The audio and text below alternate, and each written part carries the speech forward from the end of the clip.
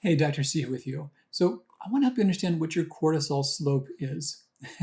This is something really important, and I don't know, it still puzzles me how much it's ignored in conventional medicine, and then also how much it's misunderstood in natural medicine.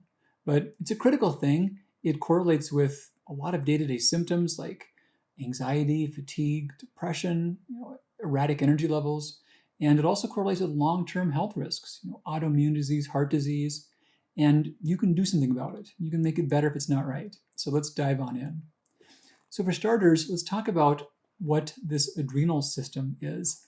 The adrenal glands, they sit on top of the kidneys. They make a variety of hormones, and these hormones govern the body's stress response. They're part of the autonomic nervous system, and that's a nervous system that puts us in one of two modes. We're in fight or flight or feed and breed.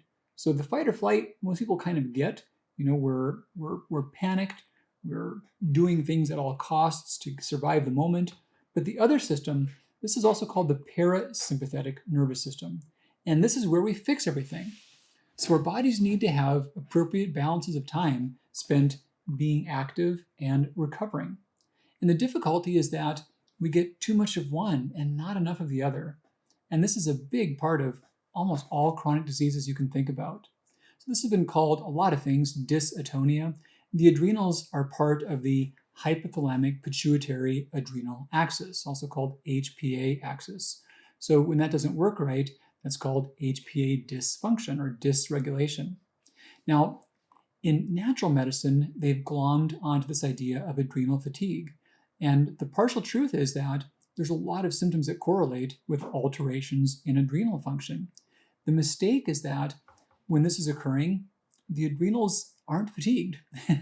They may not be making normal amounts of cortisol, but it's not because they can't. It's because the body is down-regulated and deliberately making less of that. So that's what they're missing the boat on. Now, the conventional world has rejected that and talked about the errors of that, but it ignores the reality of this thing of adrenal dysfunction. So the real thing is most accurately tracked by the cortisol slope.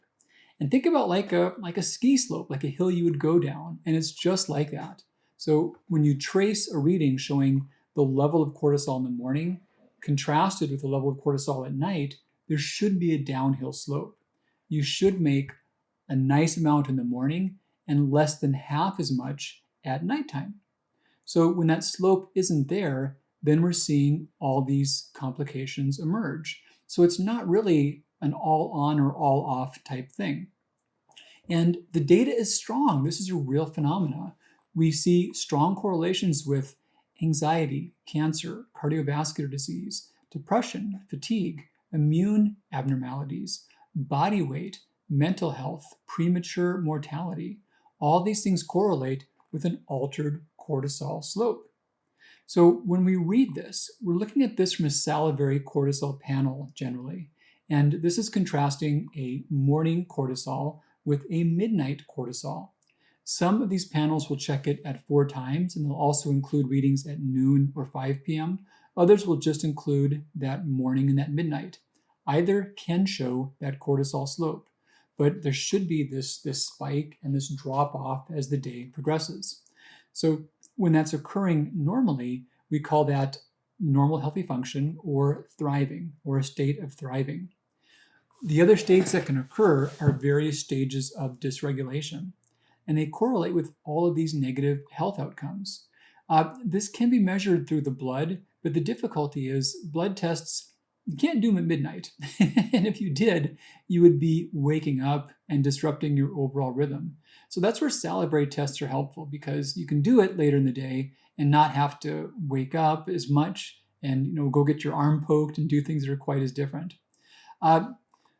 One study that made me think about the importance of this was called the Whitehall 2 study. This one is looking at British civil servants over the course of several years. So it was a big group of people, several thousand, and it looked at just premature death rates, who died. And it was looking back at, of those who died, what were the health metrics that predicted that? And they checked all the stuff you would think about, like body weight and blood pressure, cholesterol levels, smoking status. But this study got on my radar because they also looked at their cortisol slope. When it was all said and done, the cortisol slope was the biggest single predictor of cardiovascular death, and it was the second predictor of death overall. So more relevant than smoking status, more relevant than blood pressure, more relevant than cholesterol. So this is a big deal. If you don't feel well, this can be off, and this can affect you in other ways. But the good news is you can do something about that. So briefly, I want to talk through these main states just to understand these 4 levels that exist. The first that I mentioned was thriving. And in this one, you're feeling good. Energy is pretty steady throughout the day. You can fall asleep, you can wake up well rested, and generally maintain good body weight and good stable functioning. With it, there's this morning spike and this gradual shutdown as the day goes along of cortisol. And this creates a good, stable rhythm for all the body's circadian functions. And everything in the body is circadian. The immune system, the detox pathways, the energy regulation, the reparative pathways, the cognitive function, it's all tied on circadian rhythms. And the cortisol slope is kind of like the conductor of the band. If it's not right, nothing else is moving in proper lockstep. When stressors emerge and they persist and they elevate, then this starts to become disrupted. And typically, there's a sequence of stages that this moves through. Now, a little more detail, the exact sequence doesn't always happen. So not everyone goes through these stages in this process, but many do. And the further along they are, generally the more time it takes them to regress back to a healthy state. But people can. And even in the last stage that I'll talk about, people can usually recover in no more than a few months. This is not a matter of the body being broken. It's just a matter of the body being out of balance, and it can go back in very quickly. The first one is called stage 1. I've called this one stressed. And what's different about it is that cortisol is still made, but too much of it is made generally at all points. So the total amount made throughout the day is more than the total amount that would be appropriate, more than the upper limit of that. And there's a real lack in that nighttime drop-off. So it could be totally flatlined all day, or it may just not drop off to half or more of the morning levels. But this is that first stage, or that stressed response. And at this point, there's often an experience of plenty of energy, but edginess, and like overactivity, and can't get enough done, just not enough hours in the day, and agitation, and things are moving too slowly around someone. The progression to where, if this persists, is that generally that moves towards stage 2. And with stage 2, the total amount of cortisol comes down, but the timing of it tends to get disrupted. And I call this one wired and tired. And at this point, the morning levels are often below range, and the ones later in the day are often above range. So yeah, the day's total amount might be fine, but it's not distributed at the proper timing fashion. We suspect this for many when they know that their energy has this, they're just wiped out early in the day, but they get this second wind, and they know it's not appropriate. They know that they shouldn't do all the things they feel driven to do later in the day, but that's when the inspiration hits them, and that's when they're more energized and alert. And that can often correlate with this wired and tired stage. Now, if this keeps on progressing, the last stage of this is what's called crashed, or stage 3. And at crashed, the total day's cortisol output is below what's ideal. And we'll often see a low morning cortisol and low levels throughout the day. It just doesn't really change. It doesn't pick up in the morning. It just stays there throughout the day.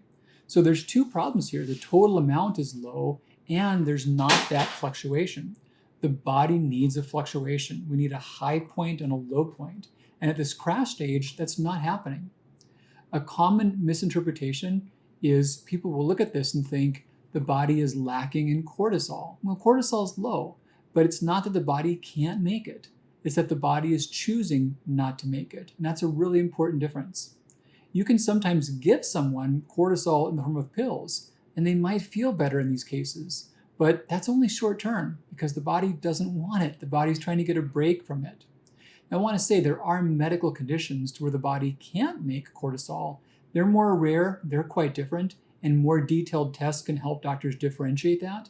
But in almost all cases, we're talking about the body doing this on purpose. So given these levels, we can see that this cortisol slope, it's important. It's a stronger predictor of longevity than smoking can be. It correlates with many important symptoms, with autoimmunity, with long-term disease risk, and quality of life. Thankfully, we can do things about it, and the first step is understanding where your slope might be. From there, there's tons of things in terms of lifestyle, diet, adaptogens, simple steps of light exposure, daily habits. The adrenal reset diet was my main focus on how to fix this stuff. But this stuff matters. This is real and this is quantifiable, and you can do something about it. All right, Dr. C with you. Take great care. I'll see you again real soon.